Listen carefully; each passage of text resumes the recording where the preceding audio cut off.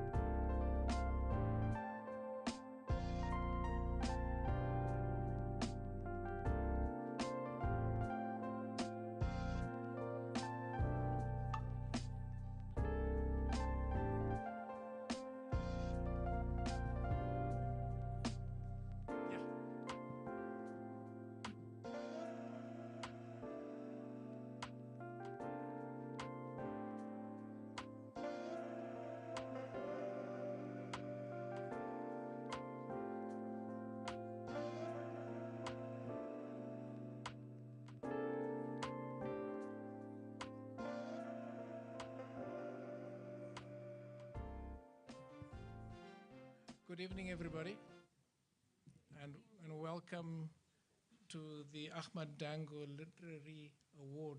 Eleanor told me the importance of saying that very clearly. But on behalf of the Dangor family and Achmat's children are here, Zach, Yasmin, where are you? Zach is here, Yasmin is there, Audrey, we've got the cousins here, Coco as well, but also his friends and colleagues. People that Achmat has worked with are also here. So on behalf of all of us, I'd like to welcome all of us.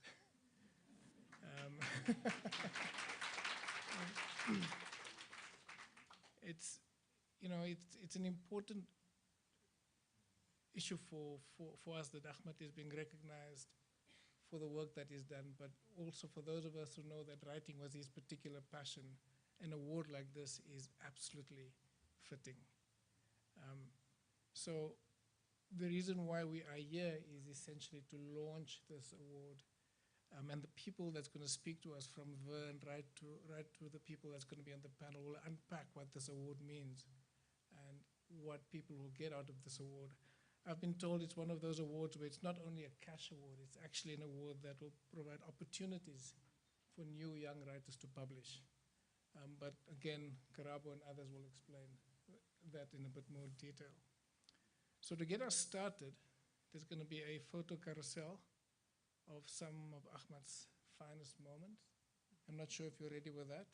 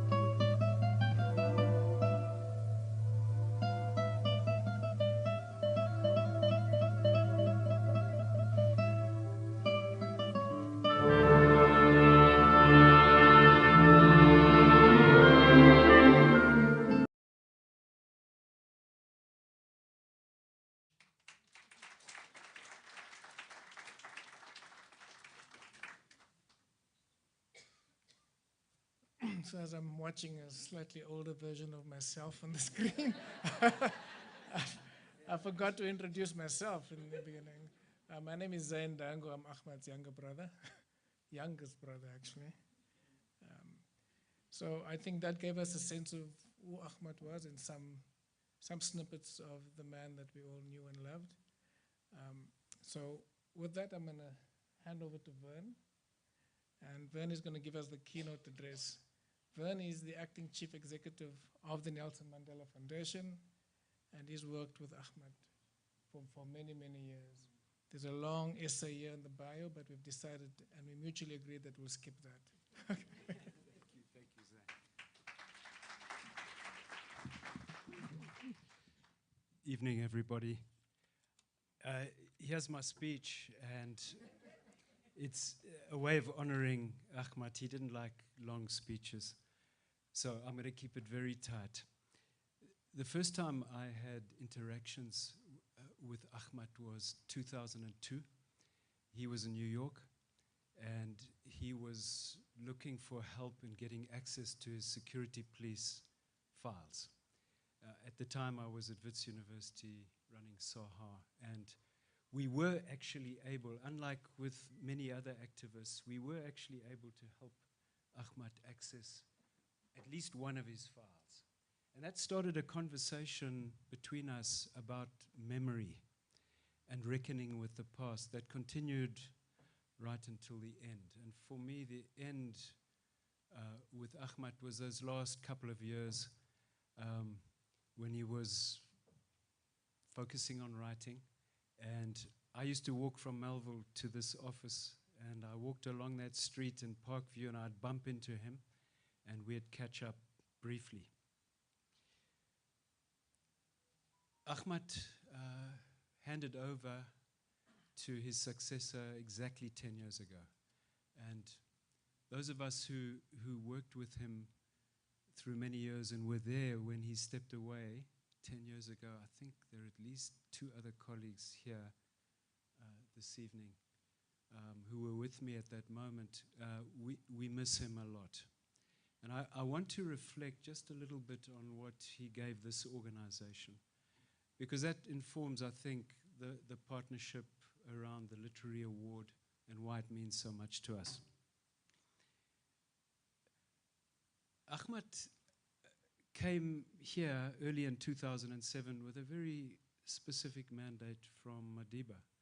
And he had a 5-year plan to implement. And basically, his task was to convert this organization from being Madiba's post-presidential office into a social justice NGO. And in 5 years, Achmat achieved that. It wasn't easy, it was painful. You know, Madiba was running a very loose organization here. It was almost Byzantine. We did anything and everything Madiba was passionate about or could raise money for. And it had no cohesion, this organization, except for the person, Nelson Mandela. What Achmat enabled us to do was to move to a focus around our purpose. And he enabled us to say in one sentence what it is we do. We contribute to making a just society through dialogue and memory work.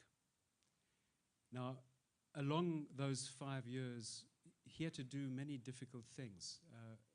We had a fairly bloated organization with 35 staff and an operating budget of 65 million a year. He reduced that by 2012 to a 21-person team with a 28 million rand a year budget.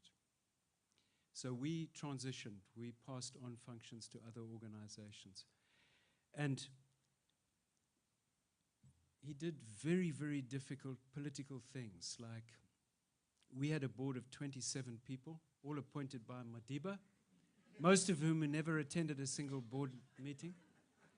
Achmat very quickly reduced that to 8 people who actually did the governance work that they were meant to do.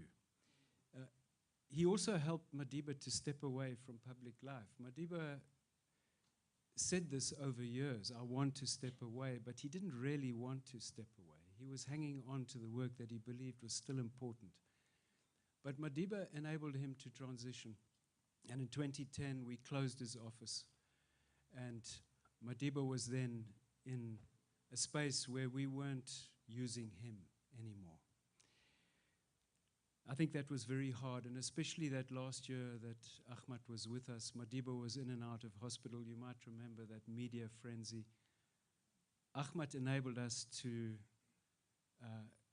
manage it, gave us the skills, gave us the directives that we needed in the year that followed. And, you know, Madiba passed away, if I'm not mistaken, exactly 6 months after Achmat stepped away from the foundation.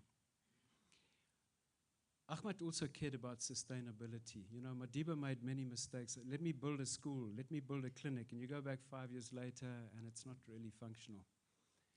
Achmat changed that thinking. And both for the organization as a whole, but for every project that we were involved in, there has to be a sustainability plan. There has to be an empowerment of community so that people make this thing work into the future. That's a gift that he gave us that we still carry. And of course, this building we're in, that was also one of Achmat's legacies, I think, is that this used to be a very conventional office building. And after Madiba stopped coming in, last time Madiba was here in this room was in November 2010, we refurbished the building. So this upper level is now a public interface space with exhibitions, reading room, and so on. And downstairs we have customized archival space, Madiba's private papers and other collections. These are all things that Achmat drove and ensured that there were skills and there was passion to keep that work going. I'm going to end now with just a few reflections on Achmat, the human being we got to know, and just 4 qualities maybe that mattered a lot to us and which we still try to embrace. The first one is that Achmat never elevated his association with Madiba. My experience is Madiba brought out the worst in everybody, right? We all wanted another moment with him, a photograph with him, sign this book and so on. Achmat, no. Bui, are you here this evening? Where's Bui? Right at the back is Bui, who was his personal assistant in those last few years. I think you will attest to this, Bui, that Achmat's office was literally 10 meters from Madiba's. Was Achmat always in that office? Was he always talking about his association with Madiba? No. That's a lesson for all of us. A second one for me, and this could drive you nuts, is that Achmat was always playing the long game. You know, and I remember moments where, Achmat, can you just like make the big intervention? Internally, but also with Madiba's family, with the ANC. I mean, when he came into the seat at the foundation, we had a very rocky relationship with the ANC.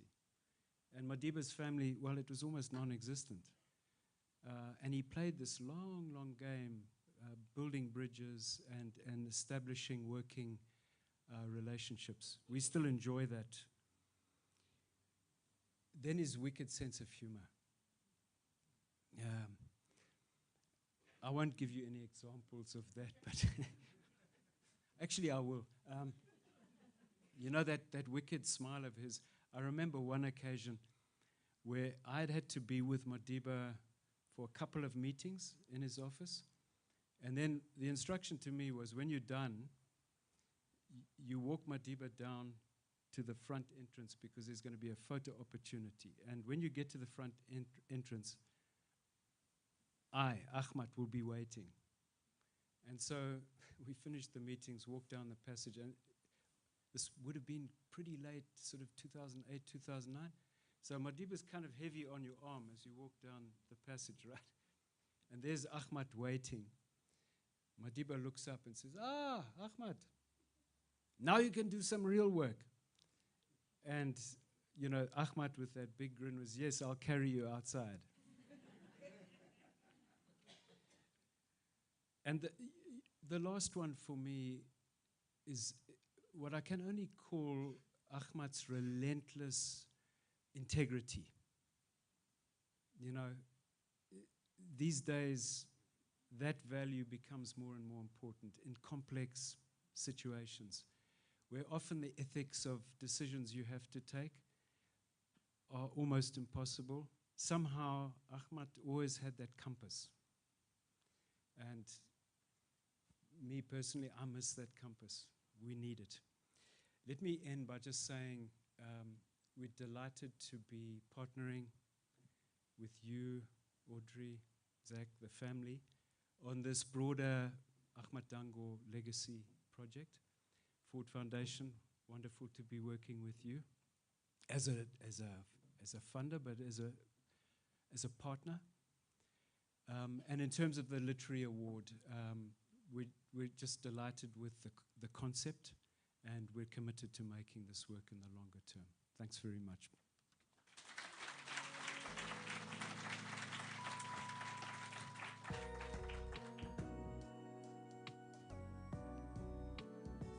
Thank you, Ben. I think we all missed that compass, moral compass, but gave many of us directions. You mentioned the objectives he had with you, and I wonder how many of you had been the subject of Achmat's objectives. I was one of his. I'm sure he wanted me to read by the age of 4. I don't know if he succeeded, but I knew that I had to be outside every day in the backyard practicing letters for him. So we'll miss all of that. The next speaker is Tabiso Matlape. Tabiso is the founder of Blackbird Books, an independent South African publishing house that aims to give young black writers a platform. She is also the founder and director of newly founded Leseding Dinaledi Foundation. Over to you, Tabiso.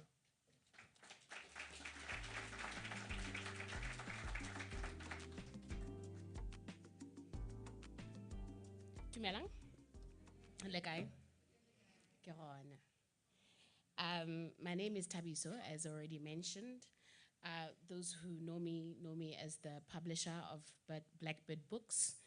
And it is through that experience, many years of experience being a publisher and being hounded by bottom lines, that I stand before you today. When I was a younger publisher, I used to sit on many panels. You know, people in my world love panels and love sitting and seeing, you know, talking about our problems and, you know, and what can we do? And we were all very passionate about speaking. And I got asked a question, and I remember it was in 2019. We were in Nairobi. And someone asked me as I was sitting on the panel, asked me what publishers were doing to help the issue of literacy in our country. And I was very young, and I said, absolutely nothing. They shouldn't have to, because someone ought to come in. I said, publishers ought to publish, publishers ought to look after bottom lines, and publishers ought to concern themselves with bookshops and retail and readers and not have to worry about how we, you know, deal with the issue of literacy in our country. I'm much older now. I really am. This evening, this afternoon, I was getting ready. I kept like trying to wipe my hair because it was like a little dirty, till I realized it was my strands of gray. So I had to let that go. But I really am. I'm much older now, and I know that no one is coming, and that it is our job, but not just me as a publisher, but to all of us as a nation, as people. It's going to take all of us to help the publishing industry, to help the communities that do not have access to what constitutes, you know, a reading industry, like a reading industry that then participates in the publishing industry in this country. And that is how I came to form the foundation Leseding Dinaledi. I'm already very tired at this point when I had to think of a name, so it's just my daughter's names, really. So that was easy, but also because I hope that they will grow up knowing that, you know, all of us have to be advocates for something in the world, that we cannot just go on in the world without lifting a hand to heal the world that we live in and to uplift the people as we go along. We are, okay, thanks, Zach. It's my time done. So we, as Liseding Ladina Lady, we are the managing partners of the Achmat Dangor Literary Prize. We are going to be facilitating the call. We're going to be going through the entrance and making sure that they're placed where they need to be placed. But really my biggest thing in coming up here tonight was to ask you all really, and I'll ask you again after you've had wine downstairs, is to really open up your hearts and open up your purses and help us carry the work that we need to do in achieving our goals and our objectives and just doing the little that we can so that we too perhaps can be remembered as Achmat is being remembered here today. Thank you.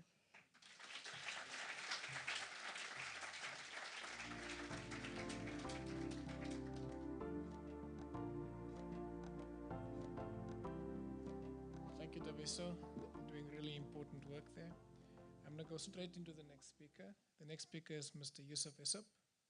He's with Nirox and he's going to give us some remarks. So Yusuf is a social entrepreneur.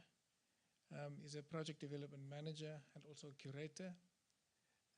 In mid-2021, he began working for Nirox. And aside from all the management work that he does at Nirox, he is dedicated to supporting young, talented creatives, and he has a passion for storytelling, particularly in an African and South African context. So over to Yusuf.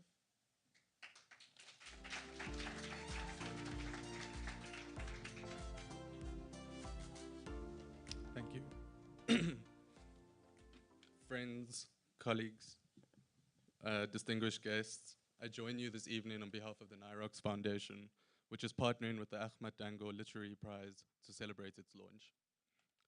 The Nirox Foundation is honored to have been chosen as a partner for the Achmat Dangor Literary Prize. This partnership is especially special for me, filling me with great joy and pride, as Achmat was both a family friend and relation. The Nirox Foundation, for those of you who don't know or aren't familiar with it, is dedicated to fostering and supporting the creative arts in all of its forms. At our core is our artist residency, which has hosted over 500 artists in residence from all over the world over the last 15 years. Our sculpture park, 30 hectares of cultivated lawns, arbors, fields, waterways, and wetlands on the banks of the Blaubankstraat River adjoining the Katlampi Private Nature Reserve, is an important feature on the overall art landscape of South Africa and facilitates our interaction with the public through our general open days and our exhibition, workshop, and concert programs. The park hosts more than 40 long-term installations by artists from across the globe and at least one annual large-scale curated exhibition of new and temporary installations and performances in collaboration with Nirox's wide circle of global partners and curatorial affiliations. The foundation firmly believes in the profound impact of literature and its transformative power in giving meaning to and shaping both individual lives and broader society. Through this partnership, we aim to elevate the voices of talented writers, amplify their stories, and champion the power of their narratives. We have a long history of hosting writers in residence, most recently Shudip Sen, a widely acclaimed poet and author from India. We also recently hosted the second edition of the Nirox Words Festival in partnership with the Wits Institute for Social and Economic Research. Achmat was a participant in the first edition in 2017, and we hope to make it an annual feature in the literary landscape of South Africa. At Nirox, we recognize the importance of providing artists with an environment that nurtures their creativity and fuels their imagination. Our picturesque residence, nestled in the heart of the cradle of humankind, offers a sanctuary, a creative heaven, where artists can find solace, the freedom to explore their craft as part of a vibrant community of artists and thinkers alike. It is with great pleasure that we announce our commitment to hosting the first writer to win the Achmat Dangor Literary Prize in residence at Nirox in 2024. The partnership between Nirox and the Achmat Dangor Literary Prize is a natural union of our shared values and aspirations. We believe in the power of literature to transcend boundaries, to provoke thought, and to inspire change. This partnership allows us to pay homage to Achmat's legacy, his commitment to social justice, and a society free from all forms of discrimination. Achmat himself was a visionary who used his literary prowess to expose the realities of apartheid and to advocate for equality. Through this prize, we continue his mission by providing a platform for writers to illuminate our world and shed light on the stories that need to be told. Literature possesses a profound ability to inspire, educate, and challenge. It enables us to walk in the shoes of others, fostering empathy and understanding.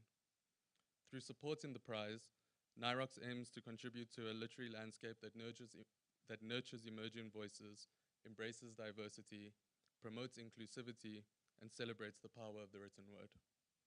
In conclusion, I'd like to reiterate our excitement in embarking on this partnership, and we look forward to hosting the writer in residence at NIROX next year. I'd also like to thank Audrey and Q for the honor and privilege of choosing NIROX as a partner on this excellent initiative. Thank you.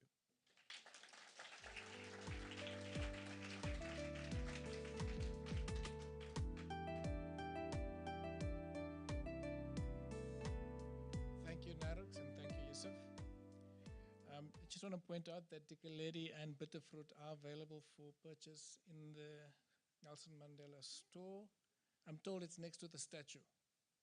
Okay. Please visit the store. I think the purchases assist the Nelson Mandela Foundation to do its work. And it's important that we support this institution for the wonderful work that it does do. So we're going to move on to the important panel discussion. And the panel discussion is going to deal with what can be done to support local authors and publishers. And to moderate that, I'm going to call Karabo Kholeng to come up. Karabo is a skilled researcher, a research communicator, radio presenter, and public speaker specializing in arts, culture, and social development. She drives content creation by building and maintaining networks and relationships with stakeholders, including artists, writers, media organizations, government, the diplomatic corps, civil society, academia, and business leaders. She specializes in contributing to development endeavors as well as cultural and intergenerational change. Karabo, welcome, and over to you.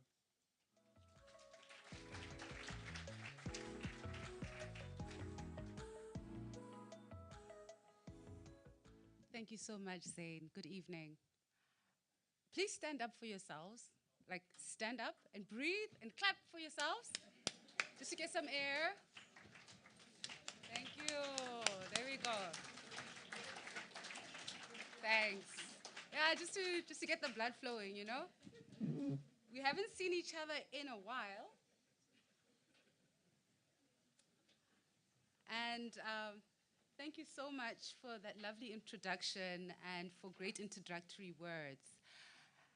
And just to give a background, and before we start this, this conversation, I threw a small spanner in the works dealing with semantics, a prize or an award.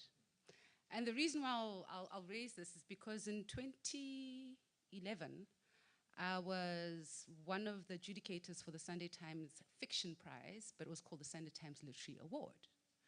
And there were these debates about, you know, when we give a prize or an award, what does it mean? And are we contributing significantly into the sustainability and the sustainable life of this writer? And this carried on being a debate that we had in our little corners as human beings who kind of work in the rooms of these awards and prizes. And the first time I came across, I don't like to refer to him as Mr. It's still Dr. Achmat or Mr. Dangor, you know, was when I was working in a small community radio station in 2004. And I got to meet, first of all, he was a struggle icon, but in the creative and literary spaces. And it was Bitterfruit, which had been shortlisted for the Man Booker Prize, if I'm not mistaken. You shall correct me if I am. And then, you know, we meet each other in the literary circles and the book shows and the prizes and the festivals. And the last time I had the honor of speaking to him was in 2018 at the Franschhoek Literary Festival, and we're discussing Dikeledi and other issues around, you know, the state of literature in South Africa, and in terms of the public lives and the public lives of the work of writers. and where they are privileged and where they are not. And what ends up happening is that if you don't come from a particular social network, whether it's a network you gained via education or via your family and other networks, you just didn't get a foot in the door. And then looking at issues like the market dynamics and all of that. And when he moved on to the next plane, I call it graduation, was one of his final fights for the rights of not only writers to get their work read, but for books to sell, was that he was trying to get breaks from the state in terms of, are people allowed to buy books during lockdown? Because he passed away in 2020 September, when it was the ghetto in South Africa, you know? If you didn't have access to digital and you didn't have a digital reader, you couldn't buy books, right? So for me, those have been some of the things that I've thought about. And just to introduce our panel this evening, these are individuals that I've interacted with to different extents, and this is why we're going to, have this discussion around what do publishers and authors need, but also to think about what would the book reading public, especially South Africans, where our rands are stretched beyond what is even reasonable, right? When you're going to spend your last entertainment money, do I take out that Netflix family subscription that we know that we also pay for our cousins in the rurals and other towns? Do I pay that extra 500? Do I buy one book and then circulate it? And how do we find ways to kind of disrupt that and work it out and still maintain the livelihoods across the value chain? And I'm going to introduce our panel in, we have a flat structure here, so it's not in terms of who's important from back to front or front to back, but we'll start with Utlwile Tsipane, who's a literary enthusiast, and he's organized and facilitated literature events and has written for local and international publications. What I appreciate about Utlwile, not Utsile. Sorry, ke Motswana, but sometimes I mix up my things. You know, when you speak lots of languages in South Africa, we get our email addresses. I'm Khaitsedi with an I, but there's Khaitsedi with an E, and Tswana and Pedi, and people think Tswana and Pedi is the same thing. No, it's not, honeys. Is that Utlwile's engagement has been in terms of the reading public, that the established trade publishing industry has said Black people wouldn't buy these kinds of books, they wouldn't publish these kinds of books. And what Thabiso did to show the industry is that, yes, I will publish these kinds of books, and guess what? The book clubs are going to buy them. And Thabiso is one of the publishers who's been, in terms of providing access to, I don't like the word content, I'm still a little bit old-fashioned, but to the books that are in story form that you can physically hold, that now book clubs are sprouting all over the country that I am pretty certain are driving sales. And there's still a maintenance of quality. So please, congratulations, Thabiso. I'm only now reading all Gomoras are the same. Thank you. Thank you. Well done. Well done. So Utlwile, please come to the stage so that everybody may see you. Well, it's a stage, but it's down here, but I hope everybody can see. And then number 2 is Mam Elino Sisulu. Whew. Whew. Whew. So there's this publishing house called Jakarta, ne? And that's also how I came across Thabiso and Umam Eleno. When I first met Umam Eleno was when the Gugura Hundi book came out, and I was a PA and marketing coordinator. Sam Fenter, who'd come here after she left Jakarta, she gave me this for my birthday a few years ago. And it was also that thing where it's just like about being mavericks in terms of, how you're able to take advantage of the positions that you're given and shake the table, but don't knock the whole thing down and find ways to navigate through that. And that's when I first had the honor and privilege of meeting Mam Elena. I'd already read her previous book. And she needs no introduction, but the founder of Puku Books, which keeps on giving. And in terms of understanding and recognizing why we need to build literacy from the ground up. And where do we meet different levels when we talk about literacy and literariness? That it's part of creating a culture in our communities, but also sending it outside of the privileges that we all have. Because I think all of us are brought together, apart from we are socially connected, which is what brings us here. We can't bring all our families here. I think all of us are like maybe one or two members of our families, the rest of them are working class and they're in the hood, right? So how do we use that, this access and this way that we can network together to also take it back to the families that we come from? So we're not just the one example of how democracy works and access works. And Mom Eleanor has done that in physical ways. And what will always stick with me was when you gave me the opportunity to, I'll be done soon. It's just, we need to know who's sitting here, and then I'm not going to speak much after this, is, you know, addressing the challenges that just the Gauteng provincial government has in stocking government schools with libraries, you know, with working libraries. And at that time, I think there were 10% of the public schools that had functioning libraries at the time. And that's kind of still the case, even in the top government schools. And I'm speaking as a mom. My kid went to Parktown Girls, and she complained that the library, the books were old, you know, and that is not sustainable. But thank you for bringing us workable ways to do this and to have that intergenerational conversation as to, okay, this is what I've done, guys, run with this, don't do that, and then you can also share your experiences. Please give a warm round of applause for Mam Eleanor Sisulu.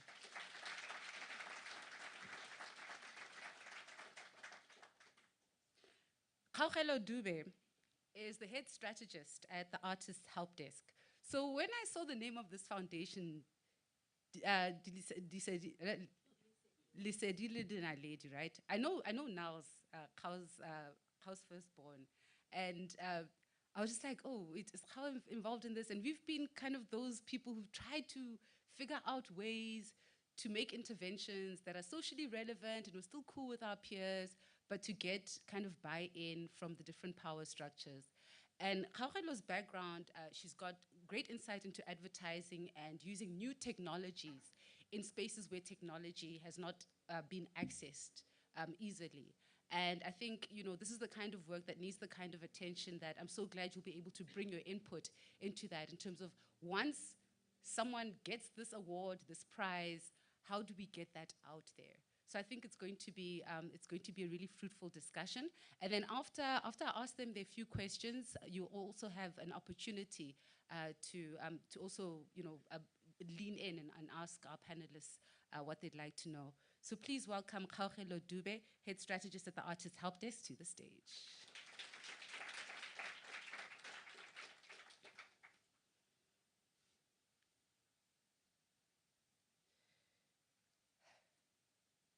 So the first question I have, so I'm going to ask one question and each panelist gets an opportunity to answer. And the first question is about prize or award and link that with how you understand that. And this is open to everyone, right? And I'm not trying to rock your boat and your naming rights. But I think it's important that we establish these things because these are the kinds of debates where when we plan long term, what do we mean by this and who stands to benefit and in what form?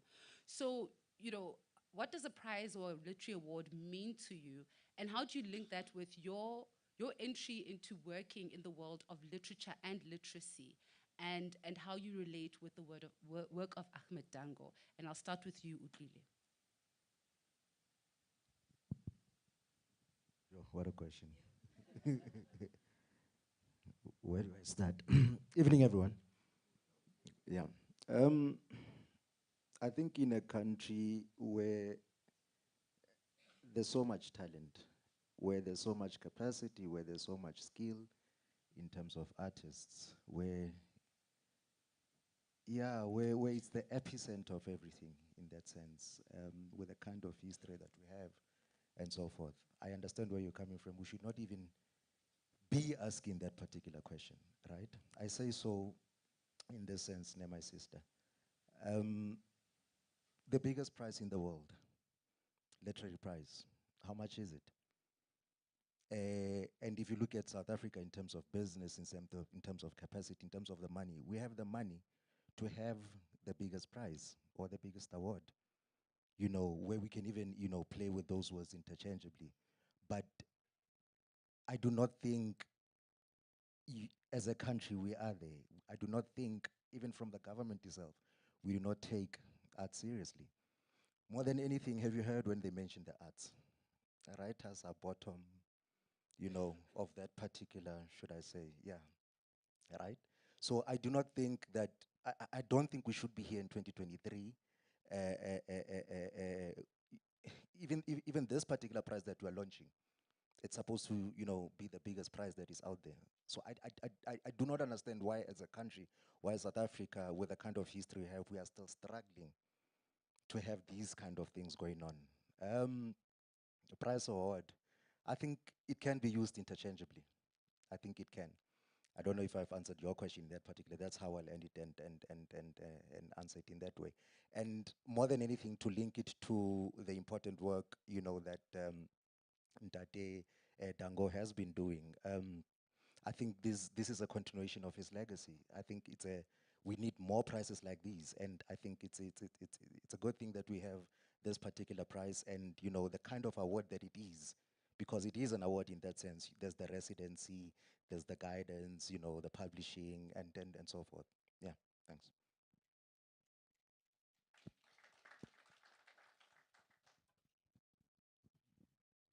Thank you very much and good evening all.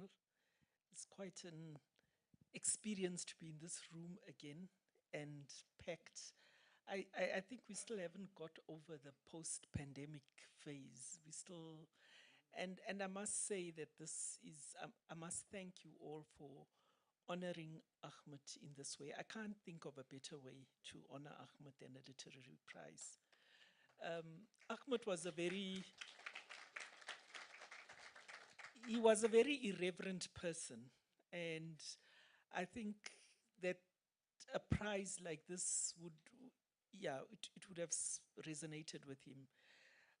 And also he was very concerned about young writers and about encouraging writers as well. So, I mean, for me, the prize or award is just a matter of semantics. It's what is the substance? And I think a residency is a fantastic thing. And Nirox is one of my favorite places in Gauteng. It's really a wonderful place to go to. And for anybody to have the opportunity, because writers need space and a room of their own, as Virginia Woolf said, and some money to sustain them while they're in that room. So I appreciate it very much. And I'm also, I also feel good that it's Ford Foundation. I remember when I wanted to have a time and space to research the Sisulu biography, and it was the first head of Ford Foundation, John Gerhardt, who gave me a writing award to go and spend 6 months to work on that book, and that's what gave me a head start on the work. So it's very valuable, and especially at times like this when there's so much turmoil around us and so much noise and so many shocks on a daily basis, for writers to be able to get that space. And I think if you think of someone from a working class person or a person from the rural areas who needs to write, I think we've got the added thing of load shedding. I hope there's no load shedding at Nirox and that you've taken care of all that. Because that is very disturbing. I mean, many writers are, in my experience, suffer some form of ADHD and craziness and struggle to focus. And so for me, it's the substance of being able to be given some money, not to have to do anything else and do any other gig in order to supplement your or to subsidize your writing, and just be able to go and sit down somewhere and concentrate. So I think that, and that's not many of those prizes. And talking about the cost of, I mean, prizes, if you look at the Nobel Prize, it's like 1 million kroner. The biggest children's book prize in the world is also the Astrid Lindgren Award, a Swedish award, and it's 11 million kroner. So that's serious money. That can take a person for 2 years or so to write a lot of, to produce a lot of work. And so there's not much around for our writers. And I think that This is just amazing. We're really struggling in the literacy and literature community. People are really struggling. I mean, we all of us. And there's times when you feel that you have this existential angst where you think, have I really done anything of value? Because if I'm not earning anything, what does it actually mean? And so I think if when people are struggling to pay rent, when they're struggling to pay food on the table, something like this is really a serious lifeline. So I don't mind what it's called as long as it's there.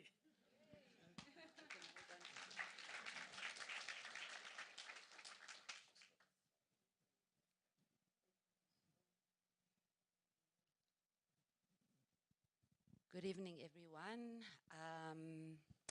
To answer that question, yes, it's just a matter of semantics.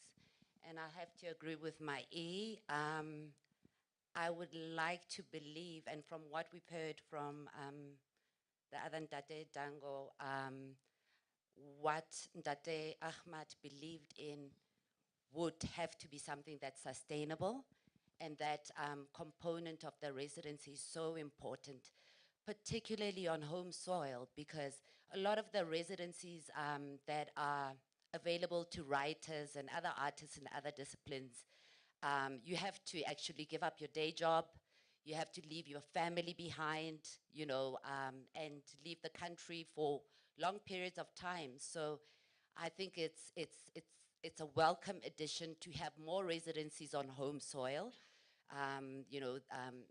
Writers are artists, but at the same time, we have, writers have families, that they have to still be in touch with. And so I think more residencies, in South Africa, that's something that's really great. And I believe that, anything that really is a portal and that is something that is enabling, particularly for people who come from marginalized communities,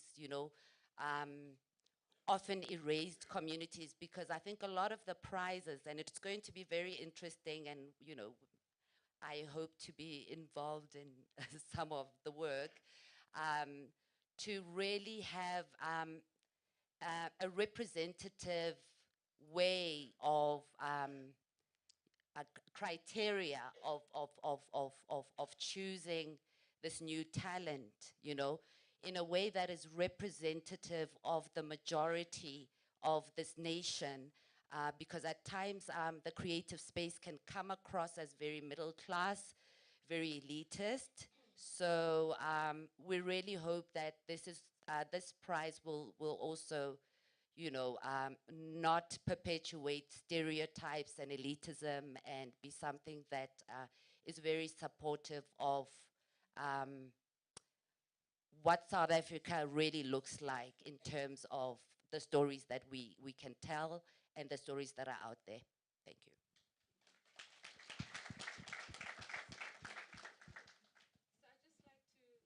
Are we connected? So I'd just like to get a sense from each of you how you first connected with Achmat Dangor's writing, and how you feel his writing also kind of, how this prize is worthy of that work in terms of the content of his writing and the themes that his writing speaks to, that make it even more applicable to this current day and age. Because when you engage with younger people and you speak to literature of our kind of literary and literacy forebears, is how do you connect the next generation with the stories of those who have come before us, and why this prize would help to engage the next generation of writers.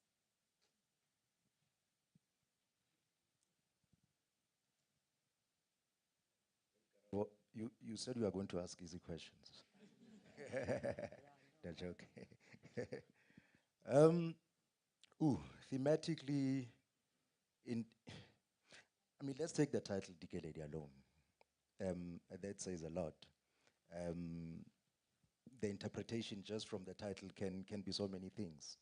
Tears of joy, is it tears of sadness, and I think for him, for Ntate to even take that particular title and say ke title, like I think I don't think you know what happens with titles where how do I put this? Some people don't give too much attention to their titles. But in terms of how then that title came about, as an example, I think it for me, Dikeleti says a lot. Yeah, tears. Um, how then does it connect, with the younger generation? More than that, I think, I mean, him having then being nominated for international prizes. I think there's always been an appetite for South African stories. But I remember even the other time, I always go back to that article, Jennifer, in the Johannesburg Review of Books. There was a guy that you interviewed from the US, and he was speaking, about, the kind of books that are coming from South Africa, the type of, then, making that comparison, or juxtaposing what we are producing as a nation, and you then went as well earlier on, Karabo, where you spoke about the type of books then Tabiso is thing. So what I picked up from that article, it was as if we are not producing, something for the international. I could not sort of, I could not understand. I don't think I can't remember who the guy was, Jen, but I don't think he was quite in tune in terms of what is happening. I think there's copious amounts of talent. I think they are raw. They are much important books coming from South Africa. So in that sense, this particular prize would help then unearth that, because it's happening locally. It is our prize. We are not pandering to what, international people are saying what they want. We are writing our own stories. We are producing our own stories in that sense. I think in that sense now, it is important in that way, the prize, the themes that would come out, the causal linkages, or just the linkages with the kind of work that Dangor produced. Sure. Thank you. Ma'am Ellen? I've even forgotten the question, but So it's about the themes of his novels and Yeah. his other writings, poetry, how you first connected with that, with his work, and how you think that lends itself to why the prize is worthy of his name and he's worthy of having this prize named after him. yeah, okay. I think my experience with Achmat was a bit strange because I knew the human being long before I knew that I read his literature. And the first book I read was Bitter Fruit.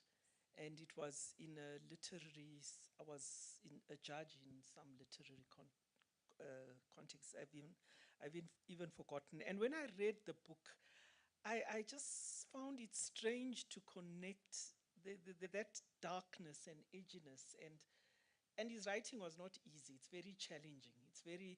And at the time, I think was still quite romantic about South Africa. He was still living this beautiful dream. And it reminded me some ways of Dambudzo Marechera's questioning of the post-colonial state, and a kind of disillusionment already. And in Bitter Fruit, this issue of identity, and in fact, there's an article that I love about Ahmad's work by Ronald Frankel. And I think this what he said struck in my mind. Both the form and the content of his novels highlight the ambiguous character of identity and history. They offer a complex and nuanced alternative to dominant understandings of South Africa, one that moved away from a logic of black and white, good and bad, past and present, and into a textured and intricate conception of the country's culture. And I think for me, his work makes more sense to me now as where we are now as compared to where we were in 1991 when I met him. And I met Achmat at the 1991 Writers' Conference, which many of you were not there at the time. And I remember that's where I met Achmat, and I'd met Jesse shortly before. But that's where I got to know they were brother and sister, which was quite strange. And Jesse was, at the forefront of the organizing. And I learned afterwards that Audrey, and I must pay tribute to Audrey as a literary organizer. She's quite amazing. And they organized an amazing writers' conference. I think it was the first, like in a free or an almost free South Africa. And later on, Audrey was also, I don't know how it happened, how I came to be part of it, but was a part of a big South African writers delegation. And we went to Edinburgh, and Achmat floated about while Audrey did a lot of work. And I always think of Achmat as kind of just floating and observing. He had that like look, like Nadine Gordon also had the same look, where it was like they were just observing everybody just on another plane. And so I always felt a disjuncture between Ahmed's gentle persona. I mean, to me, he was always gentle and understanding and kind, and the literature, which is really challenging and quite sharp, acerbic, incisive, and I think really more relevant than ever now. And when people talk about how do you honor a writer, Cindy Wemagona, always, who's turning 80 this year, always said, please don't name a school after me, don't name a hospital, don't name a library where the books won't be read. I just want people to read my work. That's the best way you can honor a writer. And I think that the literature, Ahmed's work, if anything that this prize should do, also should promote the reading of his work. I mean, we have a very strange situation in this country where, and I agree, there's amazing talent. There was a Cindy Wemagona conference by Georgia State University where people participated from the US, Europe, Japan, Brazil, and it was extraordinary people presenting on Cindy Wemagona's work. And I mean, we felt so bad that we're not going to be able to put on something like that here. Okay, we'll try and do something, but it's not going to be near that really rigorous reading of her work by people all over the world. And I would like, as part of this prize, at least some part of the programs to be dedicated to actually reading of and reviewing. Please, people, we need to review books. I mean, this is for us as Puku, our measurement of success is how many reviews we have. And really, if we can get all Ahmed's work extensively reviewed by different generations, then that would be one of the measures of success of this prize. Thank you.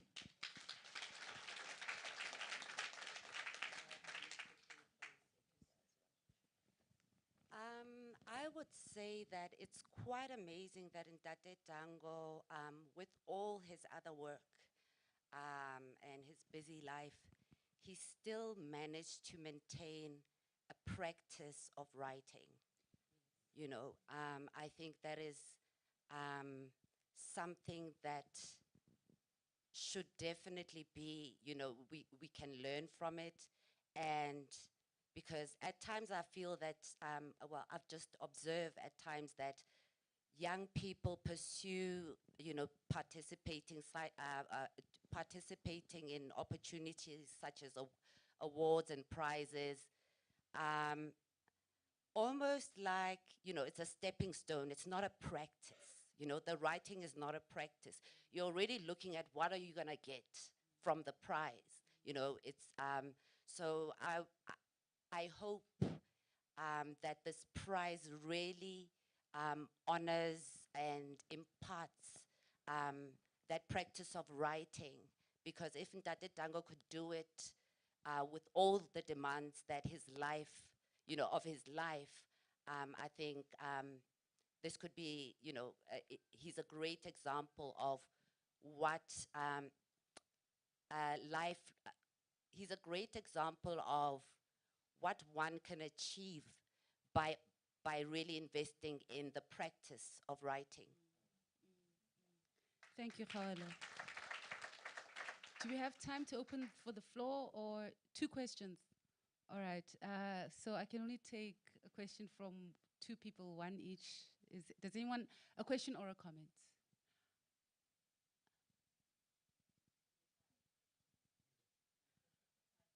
5 questions, but nobody's raising their hand.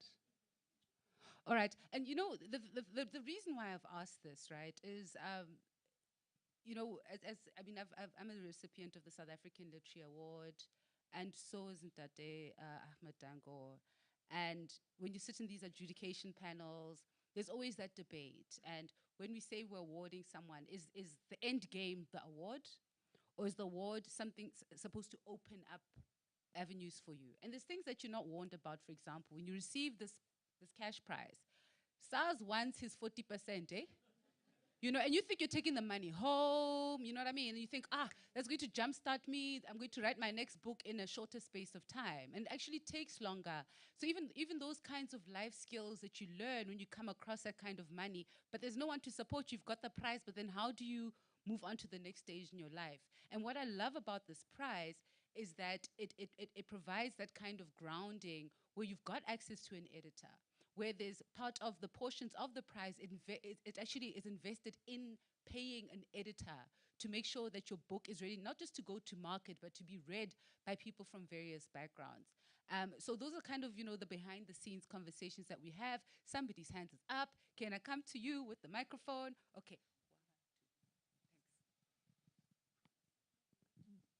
Well, the question I have is, was just reflecting that previously in the apartheid time, many authors' work were killed through outlawing them, banning them. So the question I would like to pose is, how can we keep someone's literary work alive rather than killing them? Because we might also be killing a lot of talent through our behavior, known or not known. Who'd like to take that question? Okay, then one other question, the 2 and then I won't stand up, but I'll just say that it's such a pleasure for me to be here because I admired, respected, and loved Achmat Dangor. And I think he's one of our greatest writers, really. I think it is appropriate to say also that from a political point of view, to me, he represented someone who really had his head on screwed right. And it was wonderful because writers are not always reliable in that sense. So I suspect that if Achmat Dangor's books or one of his books were to be translated into an African language, that would be one of the honors we can, you know, give him.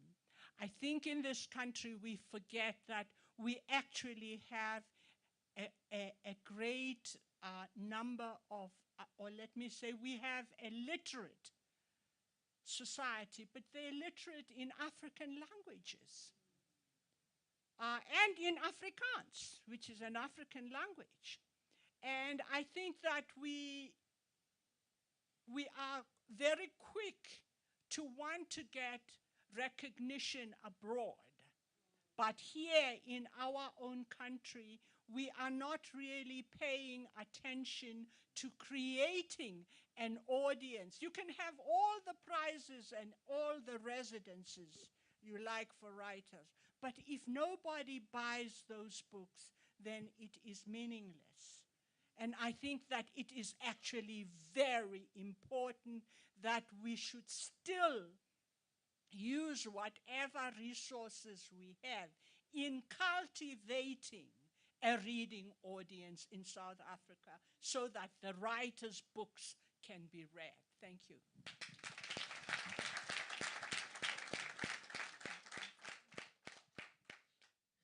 Thank you. Can we answer after those two? Because I think, in a way, Sis Barbara answered the earlier question, partly.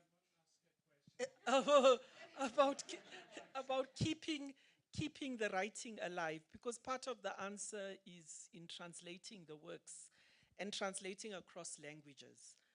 I went on a trip to India in 1999 and was just amazed by the National Book Council of India, where they said, the director said, "Oh, can I bring my editors?" And all these young people, 22 of them, came into the room. Says, "Here's my editor for Gujarati, Malayalam, Telugu, every single language, official language of India and others beside." And I sat there thinking, I can't imagine a situation in South Africa where you say, "Here's my editor for isiXhosa, isiZulu, isiSepedi." It just doesn't happen. Our writers don't get paid to work in their languages. And and also in India, they translate across languages without reference to English. So something would be translated from Hindi to Gujarati without being translated into English. And we don't have that. So I think it's a brilliant idea to translate Achmat's work. We've recently seen Xolisa Kuzula has translated Selodeka's book into isiXhosa, and I think that hopefully that is a start. But of course, for these things, you need money. And there's a lot of pro bono work, and I'm resisting now going on a rant. I'll just kind of try and restrain myself, but there's just too much pro bono work that goes on in our sector. And for me, I really want to get to a stage where we can pay people. Our book fairs have disappeared. We no longer have a South African Book Development Council. We no longer have a South African, we used to have Cape Town Book Fair, then we had South African Book Fair. Those are gone. We no longer have National Book Week. I think Sis B dragged me into a wonderful project, the first Johannesburg Women's Writers Festival. And clearly, there was a real appetite, and there were all generations. I remember being in the room where there was from 6-year-old child to 95-year-old Sally Motlana. It was quite an incredible experience, but at great cost to doing work pro bono. And I think that we just have to find ways, and I'm glad that NIROX, the Ford Foundation, and hopefully others will come on board to support this process, and that eventually we'll be able to get the work being translated, but also the books being put in all the libraries. Thank you. We're going to give Kgaugelo, okay, one more comment question, then Kgaugelo gets to respond, and then we have to do the vote of thanks so that everybody can network and you can start to pledge your donations, whether small or large, and over what period of time. Because we want everybody to get home in one piece as well. Thank you. Final questions and or comments? Yeah, thank you very much. My name is Lebona Musia. I'm just want to make an appeal to this wonderful audience. Last year, or for the past 3 years, I've been involved with the Department of Military Veterans and the South African Human Rights Commission. 6 of us, our books as veterans, were published and were launched by the department and the Human Rights Commission. They gave us, I must tell you, some of the best academics to edit our books. Now, we were promised heaven on earth after the books were launched. That was in April last year. All of us are frustrated because we're given 100 books each. And it's so difficult. I'm 71 years old. I don't know where I can raise money to reproduce my book. All of us are like that, the 6 of us. I was with Ntate Nkadimeng's daughter a week ago, and she was telling me they are battling to publish in Nkadimen's book. To me, it's a crime. That man, I mean, what he has done for this country. So I'm just saying, can this type of forum look into such issues? I know our writers are very individualistic. We look at what we can do. But I'm just saying, there is so much of work that is being done, but it doesn't see the light of day. So I'm just appealing to this, that is the only, most likely the only thing that the Department of Military Veterans has ever done that I can praise. So I want to make that caveat, you know. So I just want to say thank you very much for this opportunity, because it's an opportunity which I wanted to raise for some of my guys. Many are dead, many are dying, and some of them, they don't even got people to write for them because they couldn't write themselves. Thank you very much. And that is all we have time for as we do the vote of thanks. I have to stick to time. And you know, we do understand that when we speak about the publishing industry and the value chain, is that, you know, when you have someone like Tabiso doing the publishing, there's a whole other thing around marketing and social media and how different audiences respond to different platforms and how we make the books get to them, which is why Khakola's work is also important in understanding how do we disrupt various markets. So this is just the beginning, and we'd like everybody to invest in that. And is it still on? All right. And we'd like everybody to invest in that in whichever way you can. If it's not with money in your pockets, it's with your time or with mentorship. So now, please give a round of applause to our esteemed panel.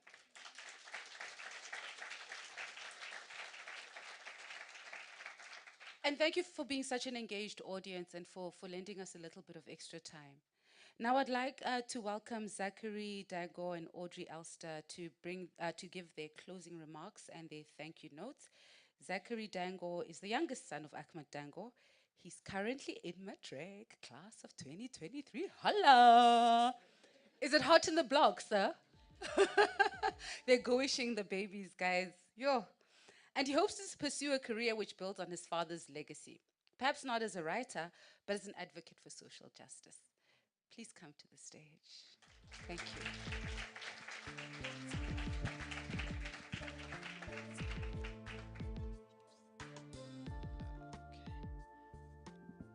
Hello? Okay. Originally, my mom was meant to do this, but I decided I would volunteer to do it because I want to impress my dad by standing in front of all you.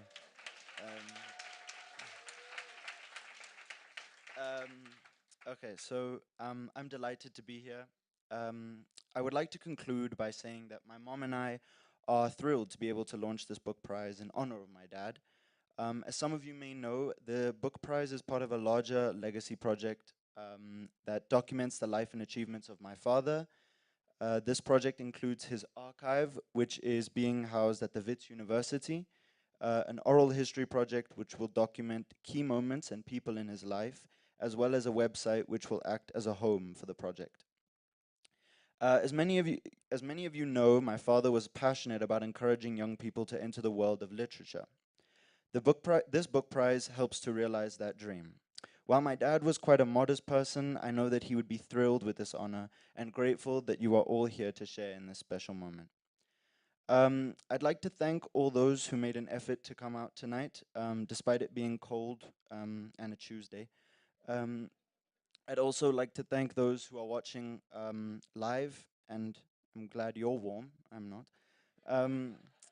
Secondly, thank you to all the panelists for generously giving your time and your insights. Thank you to the Ford Foundation for providing the funding and support to make this all happen, and to the Nelson Mandela Foundation for partnering on the project in general and hosting tonight's event. Then to the publishers Leseding, Ladina Ledi, and Nairox Foundations for coming on board to manage and contribute to this prize, making it all the more exciting. And finally, a big thanks to my mom, who first conceptualized this project and has worked tirelessly to make it a reality. I know Dad would be extremely proud of you.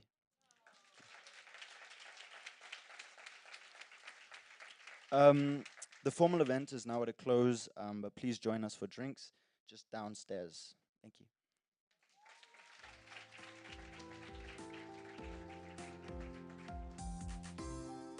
Thank you, everyone, for being such an awesome audience. You're welcome to take your way through. The goodie bags are for our esteemed guests. All right. Should we hand them out now or during? All right.